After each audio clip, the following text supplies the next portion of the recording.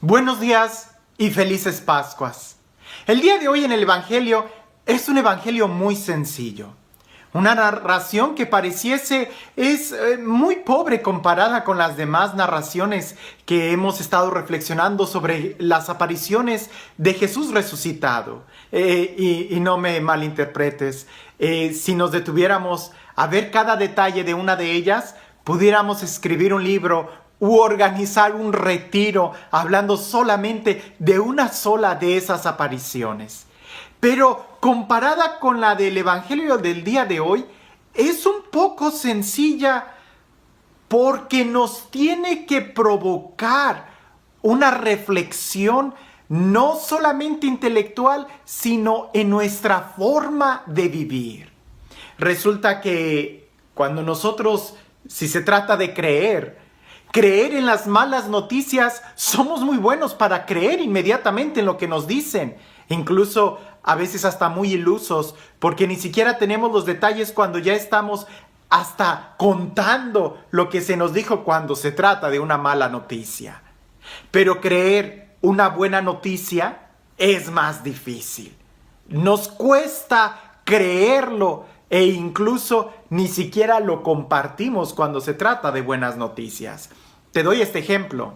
Si te dicen, fulano de tal resulta que ahora es alcohólico, muy seguramente más de uno va a decir, ya me lo imaginaba. Pero si te dicen, ¿te acuerdas de fulano de tal que era alcohólico? Pues resulta que ya no toma. Es más difícil creerlo. Más de uno va a decir, no lo creo, imposible. Chango viejo no aprende maroma nueva o cosas por el estilo.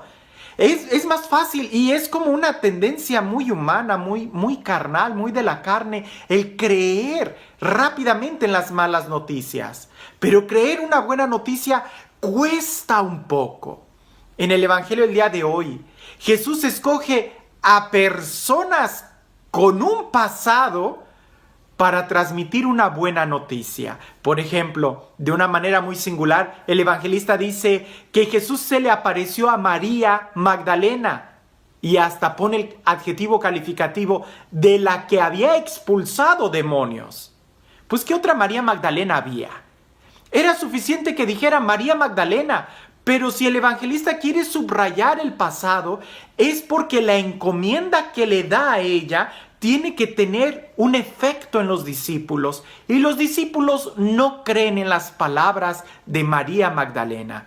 Quizás por dos razones. Una, porque la noticia era tan buena que no se podía creer. ¿Que Jesús haya resucitado? No me vengas con eso.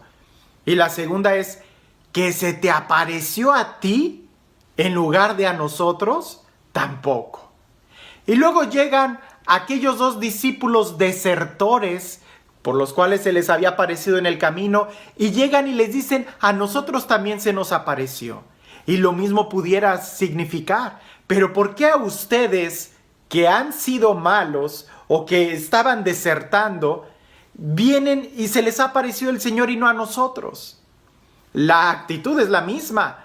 No se cree en la buena noticia porque es muy buena y luego no se cree en el mensajero cuando se nos olvida que el mensaje es lo más importante. Y en eso nosotros debemos de prestar mucha atención porque muchas veces descalificamos el mensaje por el mensajero, cuando no, lo más importante es el mensaje.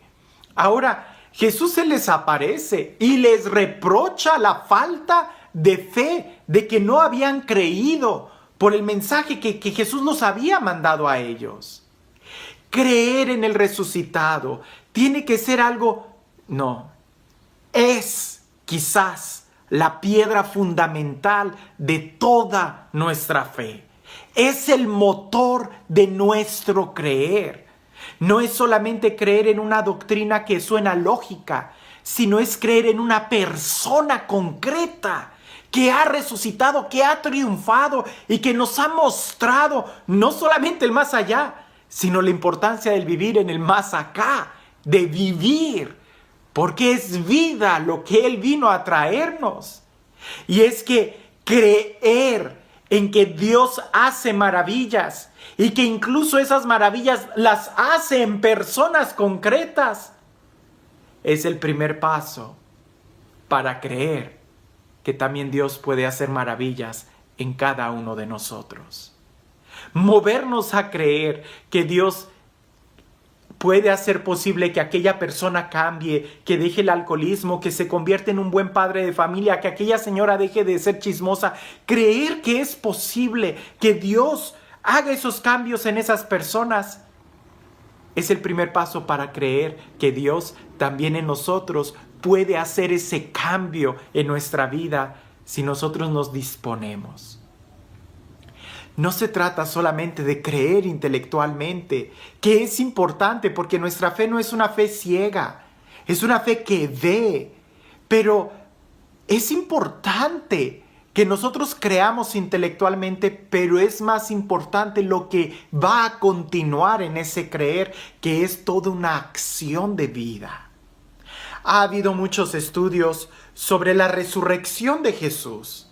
Estudios muy interesantes. Por ejemplo, estudiar psicológicamente la experiencia del resucitado en los discípulos es una prueba contundente de que Jesús resucitó. Porque si Jesús había muerto, y eso se constata históricamente, los discípulos hubieran estado en pánico constante, porque su vida estaba en peligro y lo más correcto sería huir. Algunos de los discípulos empezaron a huir, pero la experiencia del resucitado psicológicamente les hizo regresar. Y no solamente regresar, sino anunciarlo.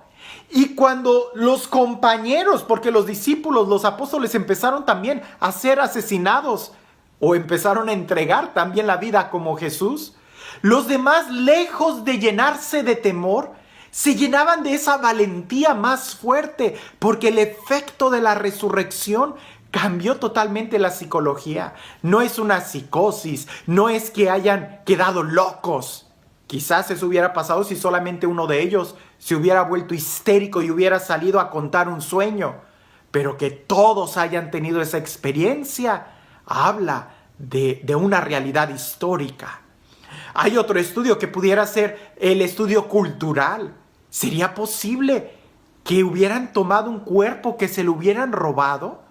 ¿Sería posible que pudieran dar la vida por una mentira? ¿Sería posible que pasaran por en medio de las calles de Jerusalén cargando un cadáver en una fiesta que congregaba a tantas personas y que era precisamente de ese muerto del que se estaba hablando? No, seguramente no era posible que se robaran un cadáver en Jerusalén hace 2000 años en una fiesta y mucho menos semejante cadáver. Jesús resucitó, incluso culturalmente, incluso desde el aspecto de la religión. ¿Cómo poder explicar todas las profecías de hace 2000 años? ¿No qué? 3000, 4000, 5000 años atrás que señalaban a Jesús y señalaban ese evento. Y todas las profecías del Antiguo Testamento empezaron rápidamente a embonar y a cobrar sentido. Lo que anteriormente estaba como en sombras, en la persona de Jesús resucitado se esclarece y se hace más claro que la luz del mediodía. Desde el aspecto religioso también se puede comprobar. Pero ¿sabes cuál es el aspecto más contundente sobre la resurrección? La experiencia personal que aún el día de hoy mucha gente sigue teniendo con ese encuentro con el Jesús vivo. Jesús vive. Es real. Y el primer paso que tenemos que dar es, en cierta manera, creer en fe, aceptarlo. Y el encuentro que se tiene con Jesús es real. Él está vivo y sigue caminando en medio de su pueblo, en medio de su iglesia, y sigue haciendo maravillas aún el día de hoy. Por eso te digo, es importante que creamos psicológicamente, que razonemos y que nos demos cuenta que Jesús resucitó. Pero también es muy importante que le abramos nuestro corazón y que tengamos esa experiencia que va a hacer que nuestra vida cambie, que va a hacer que nosotros también demos testimonio de que Jesús ha resucitado, sin importar que en un momento hayamos sido pecadores, que hayamos sido desertores, que hayamos tenido demonios en nuestro interior, porque lo más importante es el mensaje que recibimos y mensaje que no podemos contener, sino que tenemos que anunciarlo. Jesús vive, ha resucitado. El día de mañana es mejor que el día de hoy. Si el día de hoy recibes como semilla la fe en Jesús resucitado. La pregunta es, ¿crees que Jesús resucitó? No, mejor aún. ¿Vives como si Jesús hubiera resucitado? ¿Vives de acuerdo a esa fe que dices que Jesús resucitó? ¿Tienes esa experiencia continua con el resucitado? Le preguntaron un día a la Madre Teresa de Calcuta: Madre, ¿cuándo fue su encuentro con Jesús? Y ella respondió: hoy. Porque cada día tiene que ser un encuentro con Jesús resucitado. No pierdas tiempo. Haz de tu vida una Pascua perenne. Haz de tu vida una Pascua que se renueva continuamente y que se profundiza en esa fe. ¿Para qué? Para que tu vida esté llena de vida. Y este Dios, el Dios del amor, el Dios de la paz, el Dios de la vida, el Dios de la resurrección, sea Él quien el día de hoy salga a tu encuentro, pronuncie su palabra sobre ti y te bendiga en el nombre del Padre, del Hijo y del Espíritu Santo. Como seres humanos, somos muy buenos para creer las malas noticias y a veces sin tener las pruebas. Pero como cristianos, nosotros debemos de ser creyentes y creer en la buena noticia. Y esta buena noticia, tenemos las pruebas. Y la primer prueba que no va a fallar es la experiencia que tú tienes en tu corazón. Alguien te pudiera preguntar: demuéstrame que estás vivo y que no es un sueño lo que tienes. No se puede demostrar lo que es evidente. Demuéstrame que tu corazón está vivo. Demuéstrame que piensas, que tienes alma. Demuéstrame que eres alguien inteligente. Demuéstrame que tienes sentimientos. Demuéstrame que Jesús está vivo. Con tu vida, con tu testimonio. A veces dejamos mucho que desear, pero hoy es una oportunidad para creer en Jesús y para vivir de acuerdo a esta fe. Jesús está vivo. Él vive, Él reina, Él está aquí y te invita a que tu vida esté llena de vida, es decir, que seas feliz. Acepta a Jesús, ten un momento de oración y reconócelo a Él, porque creer en Él es creer que tú puedes ser mejor cada día. Que tengas un excelente día.